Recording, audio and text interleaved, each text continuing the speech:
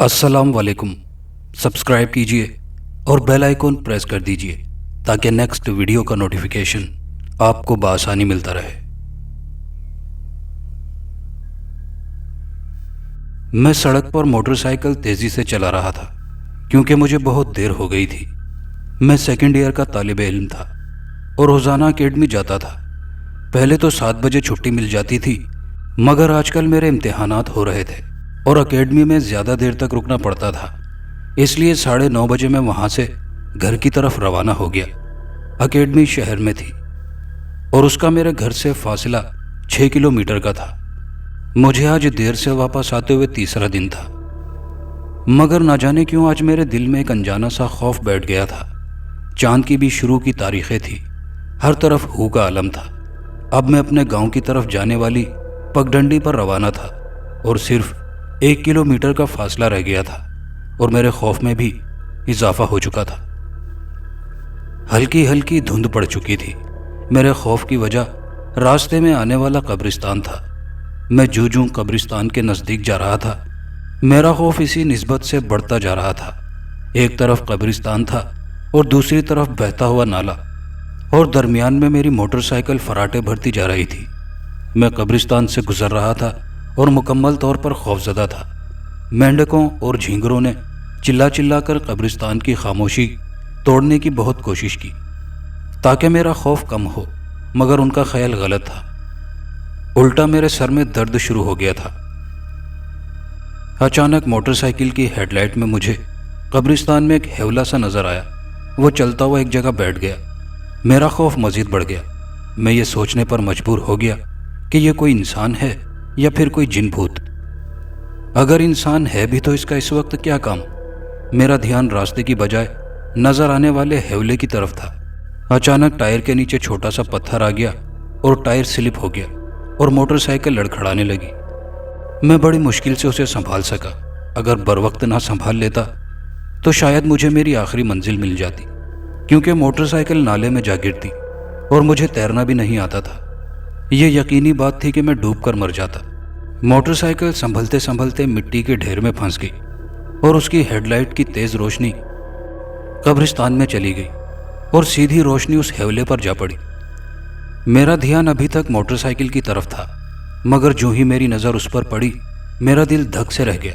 वो मुझे ही घूर रहा था। उसकी बिलोर जैसी सब्ज आंखें और खौफनाक चेहरा देखकर मैं सकते में आ गया। वो एक मकरू शक्ल बूढ़ा था जो कि ताज़ा बनी हुई कब्र खोद रहा था, वो भी अपने हाथों से। अचानक मोटरसाइकिल बंद हो गई। उसकी सब्ज आंखें अभी तक मुझे ही घूर रही थी, जो कि अंधेरे में भी चमक रही थी। खौफ की वजह से मेरा गला खुश्क होता जा रहा था। अचानक पीछे से किसी ने मेरे कंधे पर हाथ रखा तो मैं खौफ से उछल पड़ा और सर्दी के बावजूद पसीने में शराबूर हो गया। जब पीछे देखा तो वो मेरा कज़न बशीर था। अरे तुम यहाँ क्यों खड़े हो? खैर तो है ना? और ये इतनी सर्दी में तुम्हारे माथे पर पसीना बह रहा है, क्यों, डर तो नहीं गए? कुछ नहीं, बस वो वैसे ही मोटरसाइकिल चलते चलते बंद हो गई थी। वैसे तुम इस वक्त यहाँ क्या कर रहे हो? मैंने उल्टा सवाल कर दिया। आज हमारी पानी की बारी थी, मैं पानी लगाने आया हुआ था। अब पानी लगाकर वापस जा रहा था तो तुम्हारी मोटरसाइकिल की आवाज़ सुनकर फसलों से जाने की बजाय तुम्हारी तरफ आ गया। उसने कुछ तफसील बताते हुए कहा। अच्छा बशीर, ये तो बताओ, ये इतनी रात को तुम पानी लगाने आए हो, तुम्हें डर नहीं लगता? मैंने तो सुना है कि कब्रिस्तान में जिन भूत होते हैं। मेरी बात सुनकर वो हंस दी और बोला, अगर मुझे कोई जिन भूत मिल भी गया तो ये किस दिन काम आएगी? उसने हाथ में पकड़ी कुल्हाड़ी की तरफ इशारा करते हुए कहा। अच्छा तुम बैठो, मैंने मोटरसाइकिल पीछे करते हुए कहा। मैंने आखिरी बार जब उसकी तरफ देखा तो वो आंखें गायब थी। मेरा कज़न बैठ चुका था। मैंने किक मारी और घर की तरफ रवाना हो गया। मैं सुबह सवेरे उठा, चहलकदमी के बाद नाश्ता किया और कुछ ज़रूरी सामान लेने मार्केट चला गया। वहाँ से ये अफवाह डेंगू मच्छर की वबा की तरह फैली हुई थी कि कल जो लड़की मर गई थी उसकी कब्र से लाश गायब है। सबका कहना था ये काम गोरेट यानी बिज्जू का है। मकामी ज़बान में एक दरिंदे को गोरेट यानी बिज्जू कहते हैं, जो कब्रों से मुर्दे निकाल कर खा जाता है। उस औरत बेचारी का रो रो कर बुरा हाल था। उसका कहना था کہ ایک تو اس کی بیٹی بھری جوانی میں اس دنیا سے چل بسی اور اب اس کی لاش کو درندہ کھا گیا ہے۔ پھر میں بھی وہاں سے واپس آ گیا۔ آج میرا سیکنڈ لاسٹ پیپر تھا اور دوسرا گروپ تھا، اس لیے میرے پاس کافی وقت تھا۔ میں دل کے ہاتھوں مجبور ہو کر قبرستان کی طرف چل دیا۔ میں قبرستان پہنچ کر اس قبر کو دیکھنے لگا۔ اس قبر کو دیکھ کر میرے ذہن میں وہ سارے واقعات گردش کرنے لگے جو رات کو میں نے اپنی آنکھوں سے دیکھے تھے۔ یہ 100% وہی قبر تھی۔ ابھی میں قبر کو دیکھ ہی رہا تھا کہ مجھے ایسا محسوس ہوا کہ کوئی مجھے گھور رہا ہے۔ میں نے ان آنکھوں کو دیکھنے کی کوشش کی مگر ناکام رہا۔ پھر مجھے ایسا محسوس ہوا کہ کوئی میرے پاس سے گزرا ہے۔ خوف سے میرا سر چکرانے لگا مگر دل میں تجسس بڑھ گیا کہ آخر کون ہے جو مجھے دیکھ رہا ہے۔ میں ان آنکھوں کو ڈھونڈتے ڈھونڈتے ایک ایسی جگہ پر پہنچ گیا جہاں پر لمبی لمبی گھاس اگی ہوئی تھی۔ میں نے گھاس ہٹا کر دیکھا تو مجھے تالاب کی صورت میں ایک گڑھا دکھائی دیا، جیسے یہ کسی بڑے جانور کی بیٹھنے کی جگہ ہو، اور ساتھ ہی اس کے درمیان میں ایک سرنگ نما بل نظر آ رہی تھی۔ میرے دماغ میں بجلی کی طرح ایک سوچ آئی، ہو سکتا ہے یہ رات والے درندہ صفت انسان کی جگہ ہو، شاید آدم خور لگتا ہے جو مردے نکال کر یہیں پر کھاتا ہے۔ میرے اندر تجسس جنم لینے لگا کہ اس کے اندر جا کر دیکھنا چاہیے، آخر اس میں کیا ہے۔ میرا دل زور زور سے دھڑکنے لگا۔ اگر اس میں واقعی کوئی درندہ ہوا تو، لیکن یہاں کوئی درندہ نہیں تھا۔ میں نے اسے اپنی آنکھوں سے دیکھا تھا، وہ کوئی انسان تھا مگر بہت ہی ظالم۔ ابھی میں یہی سوچ رہا تھا کہ جاؤں یا نہ جاؤں، مجھے اپنے پیچھے قدموں کی چاپ سنائی دی۔ میں نے جلدی سے مڑ کر دیکھا تو کوئی نہیں تھا۔ ایک انجانے خوف کی لہر میرے پورے جسم میں سرایت کر گئی تھی۔ اب میں مزید واقعات کا انتظار نہیں کر سکتا تھا، اس لیے تیز تیز قدموں سے واپس آ گیا۔ میں پیپر دینے چلا گیا۔ پیپر آسان تھا یا پھر میری تیاری اچھی تھی۔ میں نے جلدی جلدی پیپر حل کیا اور گھر آ گیا۔ گھر آ کر میرا ذہن پھر سے اس پراسرار شخص کی طرف چلا گیا۔ آخرکار میں اس کے بارے میں سوچ سوچ کر تھک چکا تھا اور پھر سوچنا بند کر دیا۔ کچھ دنوں بعد میں امتحانات سے فارغ ہو چکا تھا۔ ایک دن ایک عجیب سوچ نے میرے ذہن میں سر ابھارا اور پھر ایک رات میں اکیلا قبرستان کی طرف چل دیا۔ کسی کو معلوم بھی نہیں تھا کہ میں کیا گل کھلانے والا ہوں۔ سب لوگ سو چکے تھے۔ میرے پاس موبائل تھا جسے میں نے دن کے وقت فل چارج کر لیا تھا۔ اب میں موبائل کی روشنی میں قبرستان کی طرف گامزن تھا۔ میں قبرستان سے تقریباً 30 فٹ کے فاصلے پر تھا جب میرے موبائل پر بیٹری لو کی بیل بجی اور موبائل بند ہو گیا۔ میں خوف سے کانپ اٹھا۔ میرے قدموں کی آہٹ سے میں خود گھبرا جاتا۔ خوف میری رگ رگ میں سما چکا تھا مگر پھر بھی وہ میرے عزم کے آگے حائل نہ ہو سکا تھا، اور میں آگے ہی آگے بڑھتا چلا گیا اور قبرستان میں داخل ہو گیا۔ پورا قبرستان اندھیرے میں نہایا ہوا تھا۔ اچانک لمبی لمبی گھاس میں سرسراہٹ پیدا ہوئی، جیسے کوئی راستہ بنا کر اس کے درمیان چل رہا ہو۔ سردی اور دھند، اوپر سے اکیلا پن مجھے کانپنے پر مجبور کر رہا تھا۔ میں اس آواز کے تعاقب میں چل پڑا۔ میں چلتے چلتے اس کچے سوکھے ہوئے تالاب تک پہنچ گیا جو کہ شاید اس درندے کی بیٹھنے کی جگہ تھی، مگر وہاں پر کوئی نہیں تھا۔ میں نے وہاں کان لگا کر دیکھا تو مجھے کچھ آوازیں سنائی دی۔ میں کچھ سوچے سمجھے بغیر سرنگ نما بل میں داخل ہو گیا۔ یہ سرنگ اندر سے کافی وسیع و عریض تھی۔ اندر ہلکی ہلکی روشنی بھی موجود تھی۔ میں سمجھنے سے قاصر تھا کہ یہاں روشنی کہاں سے آ گئی۔ جب سرنگ ختم ہوئی تو آگے تا حد نگاہ پھیلا ہوا میدان تھا۔ مجھے حیرت کا ایک شدید جھٹکا لگا کہ یہاں چاند اور ستارے کہاں سے آ گئے۔ جب سامنے کی طرف دیکھا تو اونچے اونچے پہاڑوں کی ایک لمبی قطار تھی اور سب سے بڑے پہاڑ میں غار نظر آئی جس کے اندر سے روشنی پھوٹ رہی تھی۔ میں اس کی طرف بڑھ گیا اور اندر داخل ہو گیا۔ اندر ایک آدمی تابوت کے سامنے آلتی پالتی مارے بیٹھا ہوا تھا اور منتر پڑھ رہا تھا، اور اس کے ساتھ ہی ایک کفن میں لپٹی ہوئی لاش پڑی تھی۔ تابوت سے تیز روشنی پھوٹ رہی تھی جو کہ سفید رنگ کی تھی۔ اس آدمی کی پیٹھ میری طرف تھی۔ میں ایک بڑے پتھر کی اوٹ میں چھپ گیا۔ اس نے لاش کی طرف پھونک ماری تو لاش سفید دھوئیں میں تبدیل ہونا شروع ہو گئی، اور وہ دھواں تابوت کے اندر جمع ہونا شروع ہو گیا اور تابوت کی روشنی میں اور اضافہ ہو گیا۔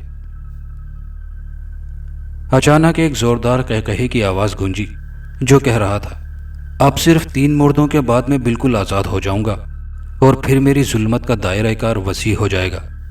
پھر میں مردہ نہیں، زندہ جادوگر بن جاؤں گا۔ اگر کسی بدبخت نے مجھے مار بھی دیا تو اس تابوت میں میرا دوسرا جنم ہوگا، اور وہ بھی بہت بڑے شیطان کے روپ میں، اور پھر میں اس دھرتی کو ہلا کر رکھ دوں گا۔ اس نے اپنے آخری الفاظ زمین پر ہاتھ کھینچ کر مارتے ہوئے کہا تھا، اور دھول کا ایک طوفان سا ابھرا تھا۔ وہ تو اٹھ چکا تھا مگر دھول ادھر ادھر پھیلتی جا رہی تھی، اور وہ خوشی سے قہقہے لگا رہا تھا۔ دھول ادھر ادھر پوری طرح پھیل چکی تھی۔ دھول سے میری ناک میں کھجلی ہونے لگی۔ میری انتہائی کوشش کے باوجود مجھے چھینک آ گئی۔ اس نے غضبناک نظروں سے مجھے گھورا۔ اس کے دیکھنے کا انداز میرے دماغ کو مفلوج کر رہا تھا۔ مجھے اپنے دل کی دھڑکن رکتی ہوئی محسوس ہوئی۔ اس کی سبز آنکھوں کی تاب نہ لاتے ہوئے پتھر پھٹ کر ریزہ ریزہ ہو گیا، اور میں کسی مجرم کی طرح اس کے سامنے بے یار و مددگار کھڑا تھا۔ میں خوف کی وجہ سے اس کے سامنے پتلا بنا کھڑا تھا۔ میری طاقت، میری ہمت جواب دے چکی تھی۔ مجھے وہ کسی موت کے فرشتے کی طرح لگ رہا تھا۔ وہ میرے نزدیک آنے لگا اور میرا دل ڈوبنے لگا۔ وہ میرے قریب آ کر رک گیا۔ یہ جو تو نے غلطی کی ہے اس کی سزا تجھے ضرور ملے گی۔ اس نے میرے بازو کو پکڑا اور میں دنیا جہاں سے بے خبر ہوتا چلا گیا۔ جب ہوش آیا تو میں اس جگہ پہ بے ہوش پڑا ہوا تھا۔ میں خود کو صحیح سلامت دیکھ کر جلدی سے اٹھ کھڑا ہوا اور ادھر ادھر دیکھنے لگا۔ غار میں کوئی نہیں تھا۔ میں بہت محتاط ہو کر چلنے لگا تاکہ کسی کو خبر نہ ہو سکے۔ میں غار سے نکل کر میدان میں آ گیا اور پھر اسی سرنگ کے ذریعے قبرستان تک آ گیا۔ باہر دوپہر کا وقت تھا۔ مجھے قبرستان سے خوف آنے لگا۔ میں وہاں سے بھاگ کھڑا ہوا اور گھر آ کر دم لیا۔ گھر میں میری ہی باتیں ہو رہی تھی۔ مجھے اس وقت حیرانگی ہوئی جب لوگوں کے منہ سے میں نے یہ سنا کہ آج تیسرا دن ہے اور ندیم کی کوئی خبر نہیں ہے۔ پولیس بھی ہر جگہ مجھے ہی ڈھونڈ رہی تھی۔ میں گھر والوں کو اپنی طرف متوجہ کرنے لگا مگر کوئی بھی میری بات سن نہیں رہا تھا۔ پھر میں نے انہیں چھونے کی کوشش کی تو ایسے لگا جیسے میرا کوئی وجود ہی نہ ہو۔ میں خوف سے بالکل پاگل ہونے لگا۔ کیا میں اب زندہ نہیں رہا؟ یہ وہ سوال تھا جس نے مجھے ہلا کر رکھ دیا تھا۔ میرے دماغ میں دھماکے سے ہونے لگے۔ نہیں، ایسا نہیں ہو سکتا۔ میں کیسے مر سکتا ہوں؟ اور اگر میں مر بھی گیا ہوں تو میری روح دنیا میں کیا کر رہی ہے؟ اسے تو آسمان کی طرف چلے جانا چاہیے تھا۔ کیا وہ میری روح کو غلط استعمال میں لانا چاہتا ہے؟ نہیں، میں ایسا نہیں ہونے دوں گا۔ میں نے چلاتے ہوئے کہا، اگر میں روح ہوں تو اس کا مطلب ہے کہ اس نے میرا جسم بھی دھواں بنا کر اس تابوت کے حوالے کر دیا ہے۔ یا خدا میری مدد فرما۔ میں رونے لگا تھا اور پھر میں نے مسجد کی طرف دوڑ لگا دی۔ روتے روتے مجھے پورا 1 ہفتہ گزر چکا تھا۔ میرے گھر والوں نے جانے مانے عاملوں سے پتہ کروایا۔ انہوں نے کہا کہ اب وہ میرا انتظار چھوڑ دیں اور میرا غائبانہ نماز جنازہ ادا کر دیں، کیونکہ میں مر چکا تھا اور میری لاش بھی اب دنیا کے کسی کونے میں نظر نہیں آ رہی تھی۔ میرے گھر والے بھی مایوس ہو کر گھر واپس آ چکے تھے، اور وہ سب اس بات پر قائل ہو گئے تھے کہ واقعی انہیں میرا غائبانہ نماز جنازہ پڑھ لینا چاہیے۔ آج میرا دل دکھی دکھی سا تھا اور آج تو آنسو رکنے کا نام ہی نہیں لے رہے تھے۔ میں دیوار سے ٹیک لگا کر گھٹنوں میں سر دے کر بیٹھ گیا۔ ندیم، تم؟ شکر ہے تم مجھے مل گئے۔ میں نے سر اٹھا کر سامنے دیکھا تو سامنے سراج کھڑا تھا۔ سراج، کیا تم مجھے دیکھ سکتے ہو؟ ہاں، کیوں نہیں؟ مجھے تم صرف نظر نہیں آ رہے ہو بلکہ میں تمہیں چھو بھی سکتا ہوں۔ سچ؟ اس کا مطلب ہے کہ میں زندہ ہوں؟ میں خوشی سے چلا اٹھا۔ ہاں ندیم، مگر فی الحال تم دوسروں کے لیے مر چکے ہو۔ کل تمہارا غائبانہ نماز جنازہ پڑھایا جائے گا۔ اس کی یہ بات سن کر مجھے ایک جھٹکا سا لگا۔ کیا؟ مگر میں تمہیں کیسے نظر آ رہا ہوں؟ میں نے پوچھا۔ وہ اس لیے کہ تم نے سچے دل سے دعا کی اور تمہاری دعا اللہ نے سن لی۔ رات میرے خواب میں ایک بزرگ آئے تھے۔ انہوں نے مجھے تمہاری ساری حقیقت بتا دی ہے۔ اب مجھے ان کے پاس جانا ہے۔ تم اپنی آنکھیں بند کرو، میں تمہارے ماتھے پر ہاتھ رکھتا ہوں۔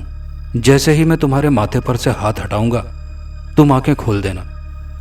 مگر اس طرح کرنے سے کیا ہوگا؟ اس طرح کرنے سے میں بزرگ کے پاس پہنچ جاؤں گا، اس نے بتایا۔ تو ٹھیک ہے، میں آنکھیں بند کرتا ہوں۔ اتنا کہہ کر میں نے اپنی آنکھیں بند کی تو اس نے میرے ماتھے پر ہاتھ رکھا۔ کچھ دیر کے بعد اس کا ہاتھ میرے ماتھے سے ہٹ گیا۔ تب میں نے آنکھیں کھول دی۔ اب سراج وہاں پر موجود نہیں تھا اور پھر میں وہیں پر بیٹھ کر اللہ تعالیٰ کا شکر ادا کرنے لگا۔ سراج اب ایک چھوٹے سے مگر صاف ستھرے اور خوبصورت کمرے میں بیٹھا تھا۔ سامنے ایک بارش بزرگ بیٹھے ہوئے تھے۔ سراج نے سلام کیا، جس کا انہوں نے جواب دیا اور بیٹھنے کو کہا۔ بیٹا، تمہارے دوست کا میں پہلے سے تمہیں بتا چکا ہوں، اب تم بتاؤ کیا تم اس کی مدد کرنے کے لیے راضی ہو؟ ہاں بابا، میں اپنے دوست کی مدد کرنے کے لیے راضی ہوں، اس کے ساتھ ساتھ پوری انسانیت بھی آنے والی مصیبت سے بچ جائے گی۔ شاباش بیٹا، مجھے تم سے یہی امید تھی۔ پھر سنو، تمہیں ایک چلہ کرنا ہوگا جو کہ صرف 3 دن کا ہے۔ یہ تمہیں عشاء کی نماز کے بعد کرنا ہے بیٹا، اس میں جان بھی جانے کا خطرہ ہے، اس لیے محتاط رہنا ہوگا، اور جو کچھ میں تمہیں سمجھاؤں بس اسی پر عمل کرنا ہے۔ اس چلے کے ذریعے تم شہنشاہ جنات کو صرف 5 منٹ کے لیے بلا سکو گے، مگر اس کی ہیبت بہت ہی زیادہ ہے۔ اس کا چہرہ بہت ہی خوفناک ہے اور اس کی پیٹھ پر 4 خوفناک شکل والے محافظ جنات بیٹھے ہوں گے۔ سب سے پہلے تم شہنشاہ جنات کو سلام کرنا اور پھر اپنا مقصد بتانا۔ جتنا بھی مشکل کام ہوگا اس کے محافظ جنات 5 منٹ میں وہ کام کر کے دکھائیں گے۔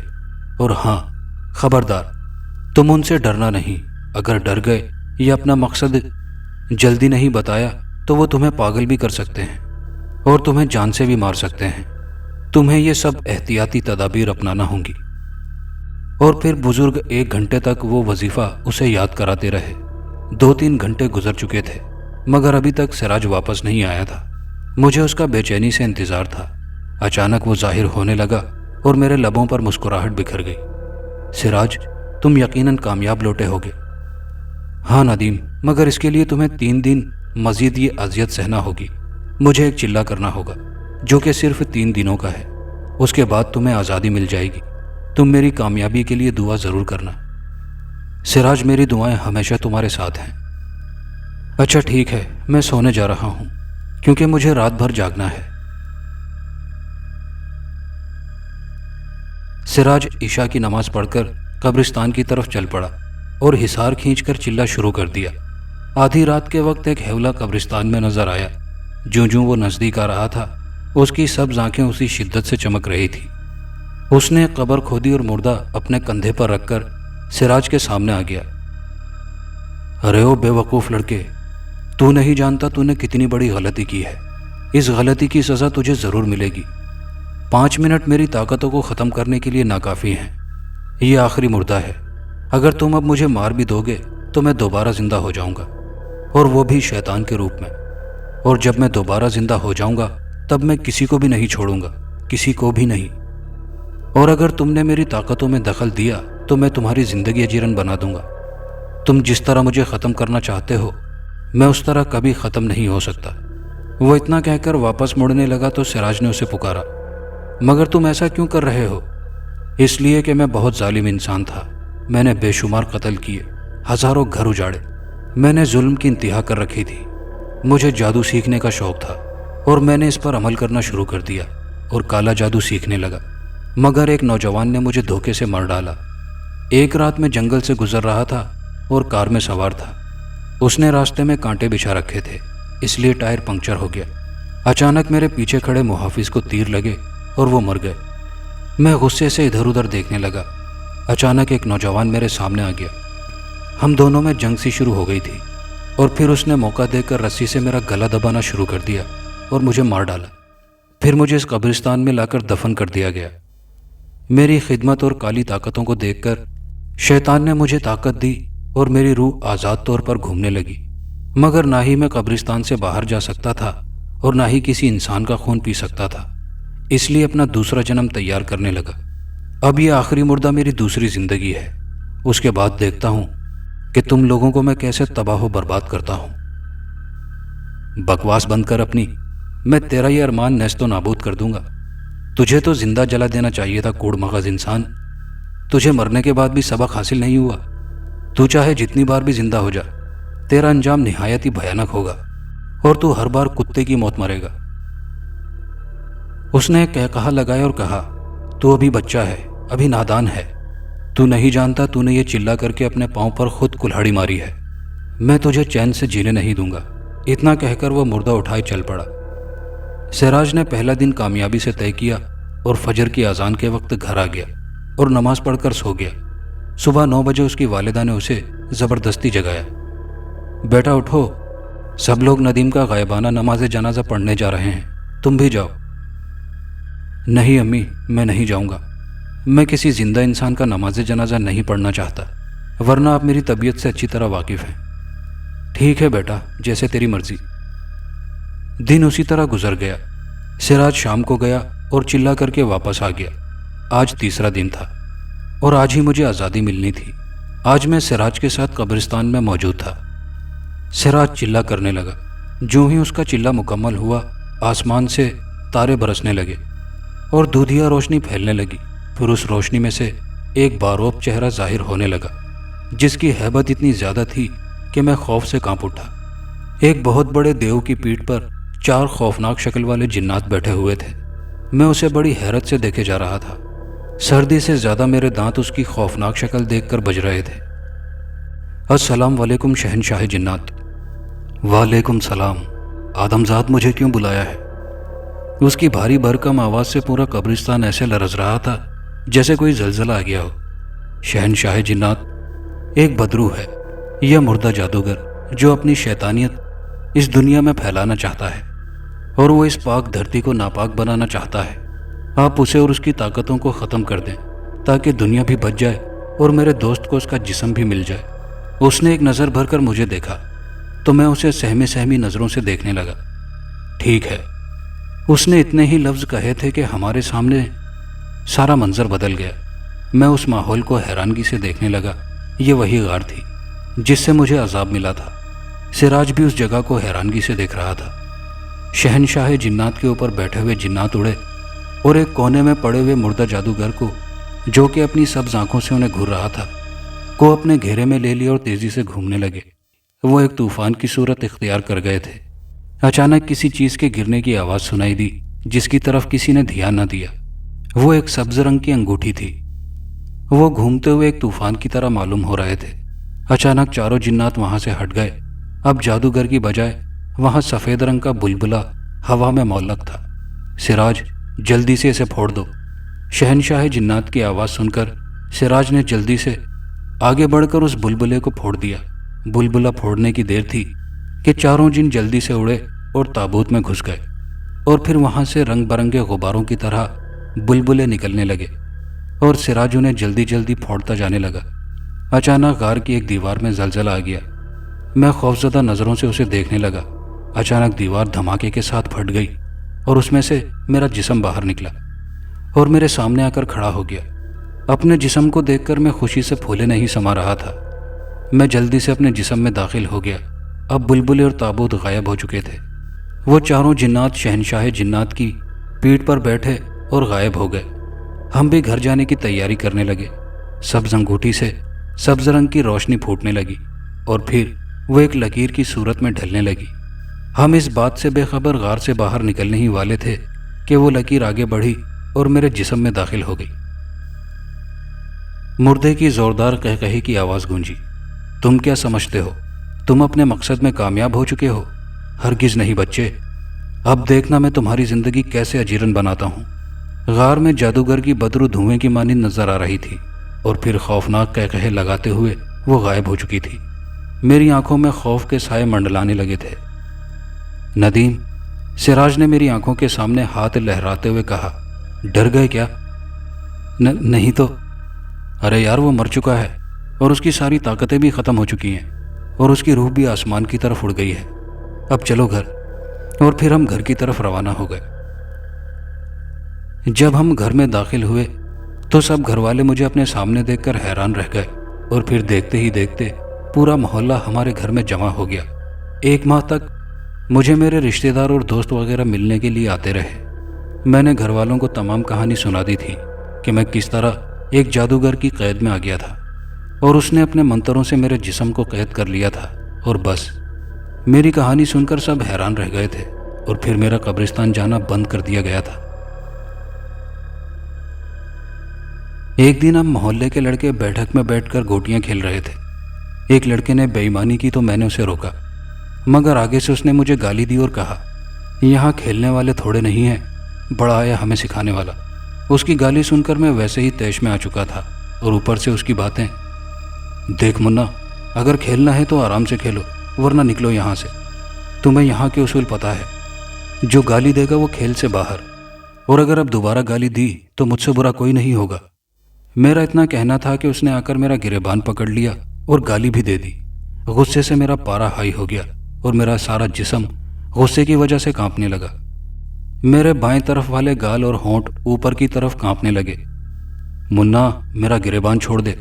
میری آواز کافی بھیانک تھی، ایسے جیسے کوئی ماورائی مخلوق یا بھوت بول رہا ہو، مگر اس نے میرا گریبان نہیں چھوڑا۔ باقی لڑکے ہمارے بڑھتے ہوئے جھگڑے کو روکنے کی کوشش کرنے لگے۔ جب میں نے نظر اٹھا کر اس کی طرف دیکھا تو وہ خوف سے کئی فٹ دور جا گرا۔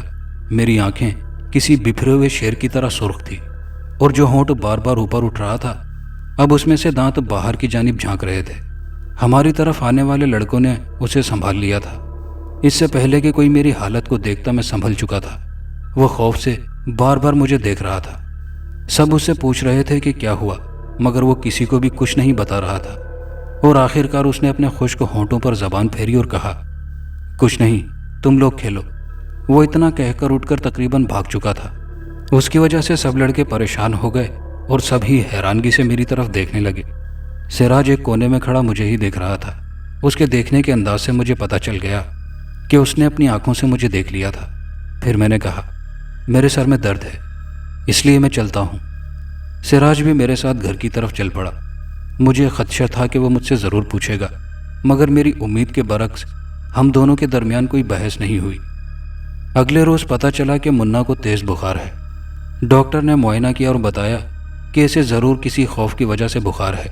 کچھ دنوں کے بعد منا ٹھیک ہو گیا، مگر اس کی مسکراہٹ بالکل غائب ہو چکی تھی۔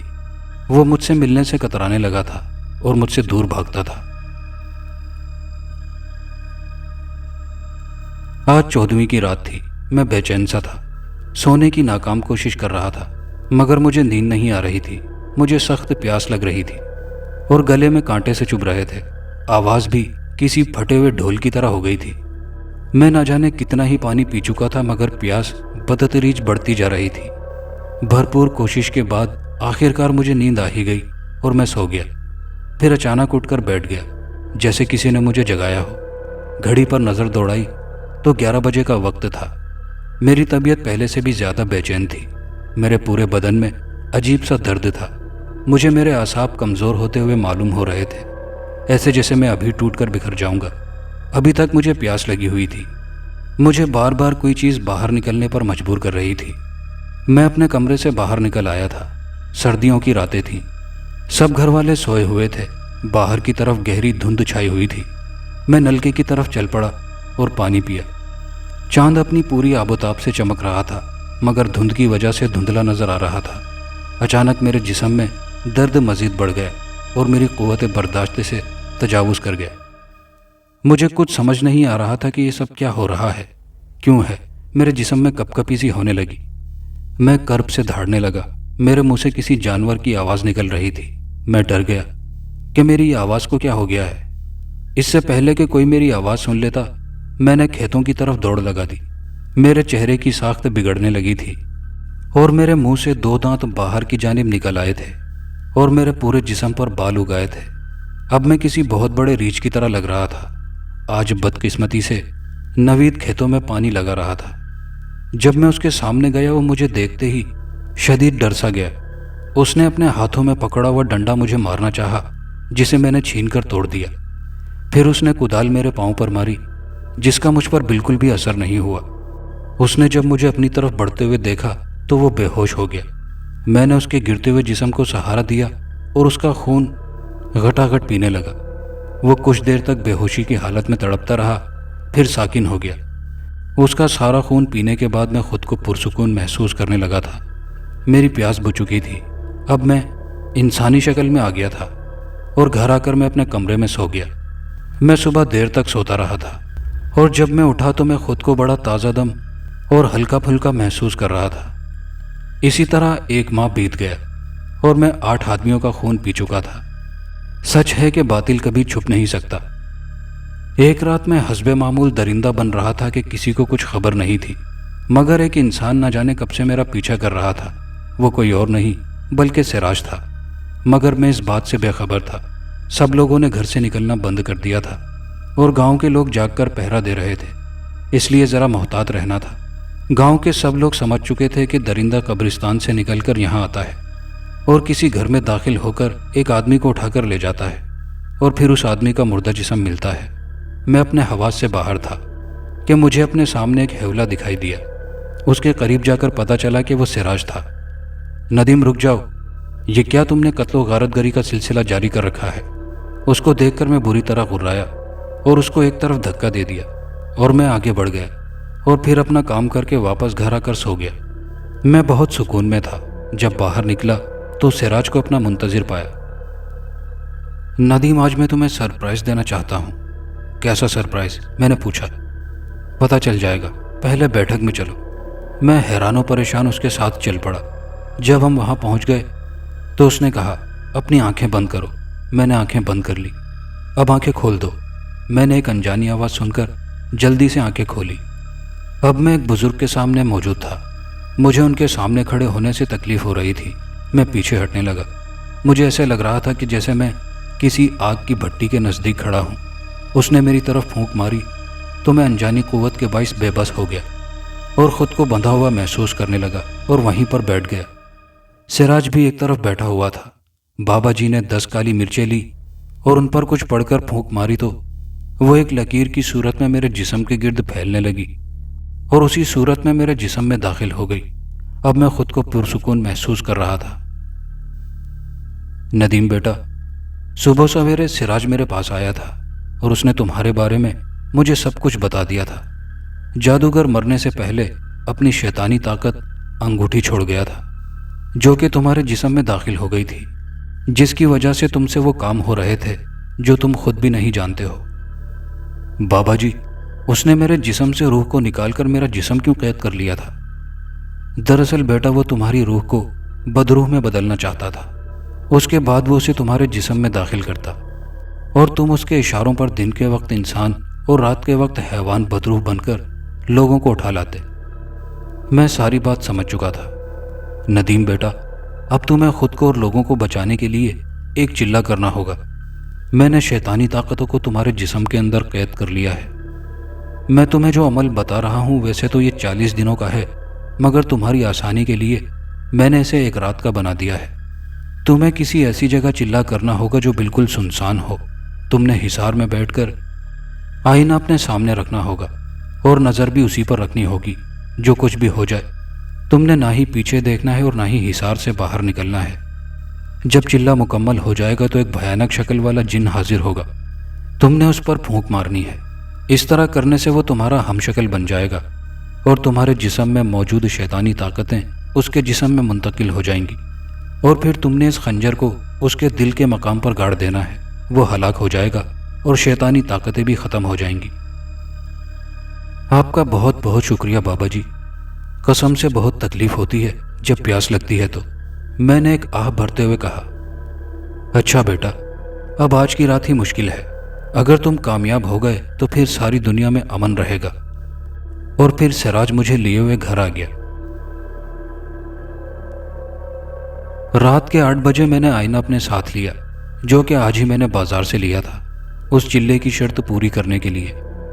چلہ ایک ایسی جگہ کرنا تھا جہاں کوئی بھی نہ ہو۔ چلہ کسی کمرے میں کرنا تھا اور نہ ہی کسی قبرستان میں۔ میں پریشانی کی حالت میں چلتا جا رہا تھا۔ مجھے کچھ سمجھ نہیں آ رہا تھا کہ میں کیا کروں۔ اچانک ایک سوچ بجلی بن کر میرے ذہن میں آئی اور میں خوش ہو گیا اور پھر قبرستان میں موجود بڑی اور خوفناک بل کی طرف چل دیا۔ میں سرنگ نما راستے سے گزر کر کھلے میدان میں آ گیا تھا۔ یہاں نہ تو دھند تھی اور نہ ہی اتنی زیادہ سردی تھی۔ چاند پوری آب و تاب سے چمک رہا تھا۔ میں نے ادھر ہی حصار کھینچ لیا اور چلہ شروع کر دیا۔ آئینہ میں نے اپنی نظروں کے سامنے رکھ لیا۔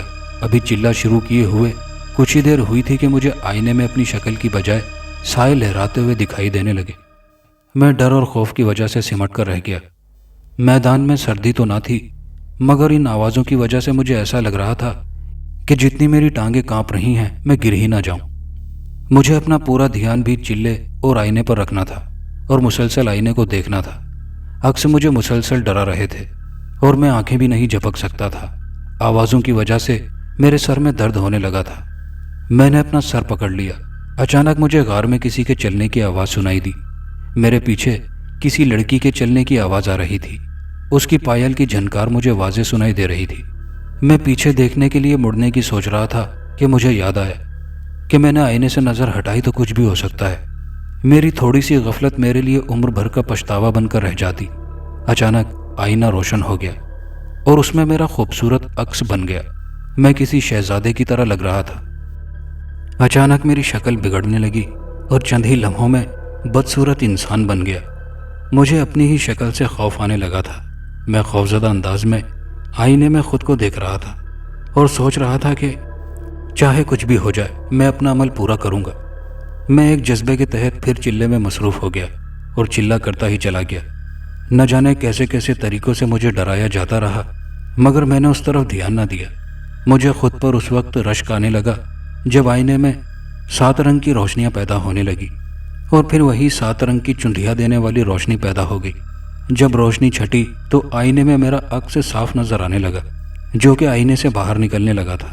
وہ آئینے سے باہر نکل کر ایک طرف کھڑا ہو گیا تھا اور آئینہ چھناکے کی آواز کے ساتھ ٹوٹ گیا تھا۔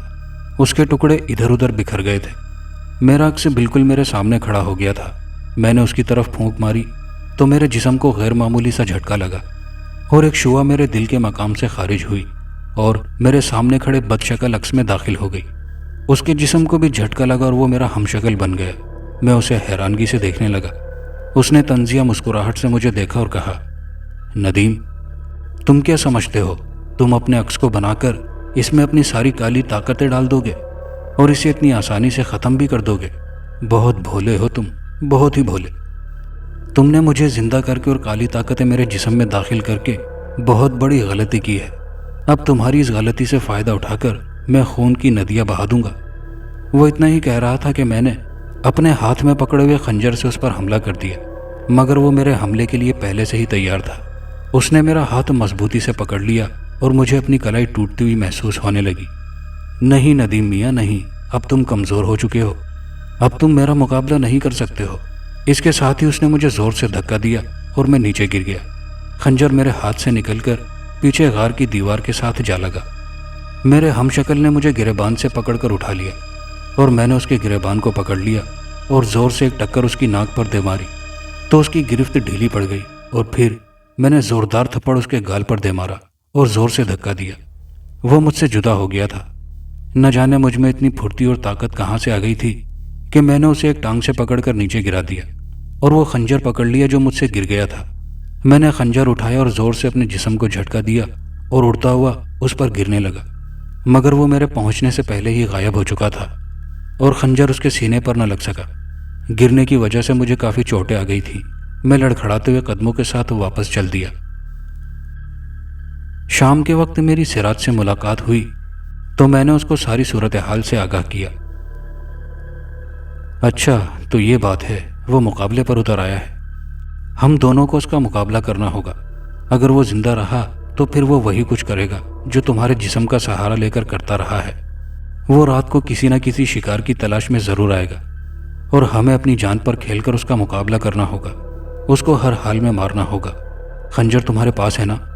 اس نے بات پوری کرتے ہوئے کہا، ہاں خنجر میرے پاس ہی ہے۔ تم شام کو تیار رہنا، ٹھیک ہے؟ اس نے کہا اور پھر ہم چل دیے۔ رات کافی بیت چکی تھی اور بادل آسمان پر مکمل چھائے ہوئے تھے اور بادلوں کے ارادے کچھ اچھے نہیں تھے۔ ہم سویٹر پہنے باہر کھیتوں میں آ گئے تھے۔ ایک تو سخت سردی، اوپر سے ٹھنڈی ہوائیں ہمارے دانتوں کو کڑکڑا رہی تھی۔ ایک بج چکا تھا مگر ابھی تک وہ ظاہر نہیں ہوا تھا۔ ہم پر مایوسی چھانے لگی۔ اچانک ہمیں کسی کے تیز تیز بھاگنے کی آوازیں سنائی دی۔ میں نے غور سے دیکھا تو میری ریڑھ کی ہڈی میں ایک خوف کی لہر دوڑ گئی۔ ایک بہت بڑی بلا کھیتوں کے بیچ بھاگتی جا رہی تھی۔ میں سمجھ گیا کہ وہ منحوس آ رہا ہے۔ میں نے ہاتھ کے اشارے سے سراج کو دکھانا چاہا مگر اسے وہ شیطان نظر نہیں آ رہا تھا۔ وہ بھی ہمارے نزدیک پہنچنے ہی والا تھا۔ مجھے ایک خیال آیا اور میں نے آنکھیں بند کر کے بزرگ کو یاد کیا۔ تب خود بخود میرے ذہن میں سب کچھ آنے لگا۔ میں نے سراج کے کان میں وہ ساری باتیں ڈال دی اور وہ میری بات پر عمل کرتے ہوئے ساتھ کھڑے ہوئے درخت کے پیچھے جا کر چھپ گیا۔ میں اسی راستے پر کھڑا ہو گیا۔ وہ شیطان میرے نزدیک پہنچ چکا تھا اور اس کے کندھے پر ایک لاش تھی۔ اس نے مجھے دیکھ کر ایک خوفناک قہقہہ لگایا तुम फिर मेरे रास्ते में आ गए हो। उसकी आवाज़ में एक भयानक गुर्राहट थी। उसे अपने इतने नज़दीक देखकर मुझे अपना सांस रुकता हुआ महसूस हुआ। जब मैंने पीछे देखा तो मेरे दिल को कुछ तसल्ली हुई और मैं मुतमईन हो गया। मैंने सिराज को जैसा कहा था वो वैसा ही कर रहा था। वो आहिस्ता आहिस्ता चलता हुआ आ रहा था, जिससे शैतान बेखबर था। शैतान ने जब मुर्दा जिस्म नीचे फेंका तो मैं उसको देखकर कांप कर रह गया। वो मुन्ना यानी माजिद था। मगर ये वक्त तो सोचने का नहीं था, अमल करने का था, कुछ करने का था। शैतान बिल्कुल मेरे नज़दीक खड़ा था और अब उसका हाथ मेरी गर्दन की तरफ बढ़ रहा था। सिराज की ज़बान पर विर्द इलाही था। वो अंधों की तरह बस मेरी तरफ ही आ रहा था। अचानक वो आते आते शैतान से टकरा गया। शैतान के जिस्म को एक जोर का झटका लगा और वो दूर जा गिरा। मेरे साथ साथ वो अब सिराज को भी दिखाई देने लगा था। उसके अंदर से गायब होने वाली ताकत ख़त्म हो चुकी थी। सिराज ने मौका गंवाए बगैर उसके सर के बालों को मजबूती से पकड़ लिया और मैंने जल्दी से उसके दिल के मकाम पर खंजर उतार दिया और 3-4 भरपूर वार उसके दिल के मकाम पर कर दिए। वो भयानक आवाज़ में धाड़ा। गांव के सब लोग आवाज़ें सुनकर वहां जमा होने लगे। सब उसे गोरेट यानी दरिंदा समझ रहे थे।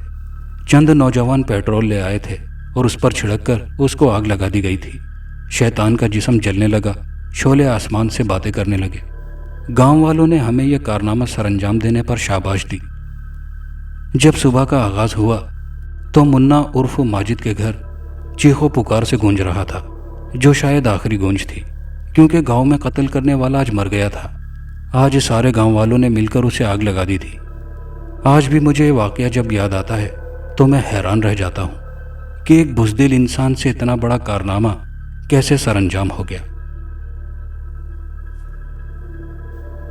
दोस्तों, कहानी अच्छी लगी हो तो वीडियो को लाइक शेयर ज़रूर कीजिएगा। कमेंट बॉक्स में अपनी राय का इजहार कीजिएगा। चैनल पर नए आने वाले दोस्तों से गुजारिश है कि चैनल को सब्सक्राइब कर लीजिए। शुक्रिया।